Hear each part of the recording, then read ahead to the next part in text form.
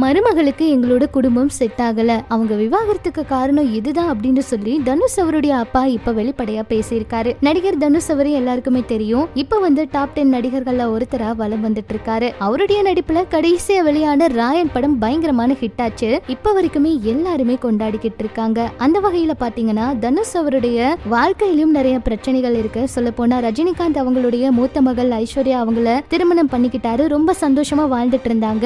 இவங்களுக்கு 2 மகன்கள் இருக்காங்க. இப்ப இவங்க 2 பேரும் பிரிந்து வாழ்றாங்க, விவாகரத்து வாங்கிட்டாங்க. இந்த சூழல்ல தனுஷ் அவருடைய தந்தை கஸ்தூரி ராஜா அவங்க ஒரு சில பேட்டிகளை கொடுத்திருக்காரு. அதுல அவரு நிறைய விஷயங்களை பேசியிருக்காரு. அதுல அவரு பேசும்போது என்ன சொல்லியிருக்காருன்னா, எனக்கு 4 பிள்ளைகளும் ஒரே கேங். மூத்த மகள் கொஞ்சம் வெகுளி, ஏமாந்துருவாங்க. 2வது மகள் செல்வராகவன், தனுஷ், இவங்க எல்லாருமே ரொம்ப விவரமானவங்க. இவங்கள என்னோட மருமகள் தான் ரொம்ப பாவம். இவங்க பேசுற பாஷையும் அவங்களுக்கு புரியாது, அவங்களுக்கு செட்டே ஆகல. ஐயோ என்னடா இந்த குடும்பத்துல இப்படி வந்து மாட்டிக்கிட்டோமே அப்படின்னு சொல்லிதான் அவங்க நினைச்சாங்க. ஆனா இப்ப அவங்க செட்டில் ஆயிட்டாங்க, அவங்களுக்கு வேற வழி இல்ல, அவங்க பொறுத்துக்கிட்டாங்க அப்படிங்கிற மாதிரி பழைய பேட்டியில வந்து அவங்க ஒரு சில விஷயங்களை வந்து சொல்லியிருப்பாங்க. இத பார்த்த ரசிகர்கள் வந்து கண்டிப்பா இவரு சோனியா அகர்வால் அவங்கள தான் சொல்லி இருப்பாரு. சோனியா அகர்வால் அவங்க தான் வந்து தமிழ் ஒழுங்கா பேச மாட்டாங்க, அவங்களுக்கு பெருசா புரியாது. அதே சமயம் ஐஸ்வர்யா அவங்க தமிழ்நாட்டுல தான் பிறந்து வளர்ந்தாங்க.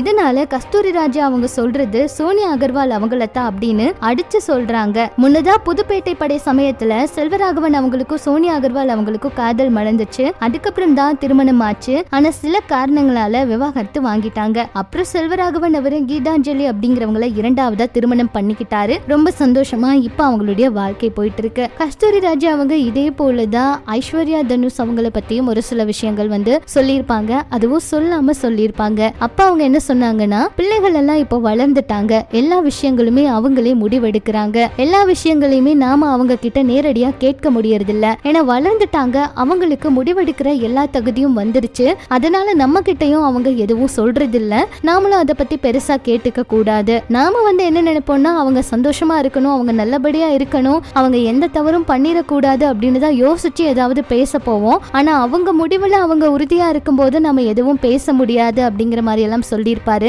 தனுஷ் அவருடைய விவாகரத்து சமயத்துல கூட அவங்க சேர்ந்து வாழ்ந்தா ரொம்ப நல்லது, ஒரு சில பிரச்சனைகள் இருக்கு, அவங்க சேர்ந்து வாழ்றதுதான் எங்களோட ஆசையும் கூட அப்படிங்கிற மாதிரி இவர் பேசியிருப்பாரு. தன்னுடைய மகன்களுக்காக நிறைய இடங்கள்ல வந்து பாத்தீங்கன்னா அவரும் ஆரம்பத்துல கஷ்டப்பட்டிருக்காரு. சொல்ல போனா எந்த ஒரு இடத்துலயுமே விட்டு கொடுக்காம பேசியிருப்பாரு. அதே போலதான் தனுஷ் அவரும் தன்னுடைய அம்மா அப்பாவுக்காக ஒரு பிரம்மாண்டமான வீடெல்லாம் கட்டி கொடுத்தாரு. இதெல்லாம் பற்றி உங்களுடைய கருத்துக்களை சொல்லுங்க. இன்னும் இது போல நிறைய சினிமா தகவல்களை தெரிஞ்சுக்க நம்ம சேனல் கூட இணைஞ்சிருங்க.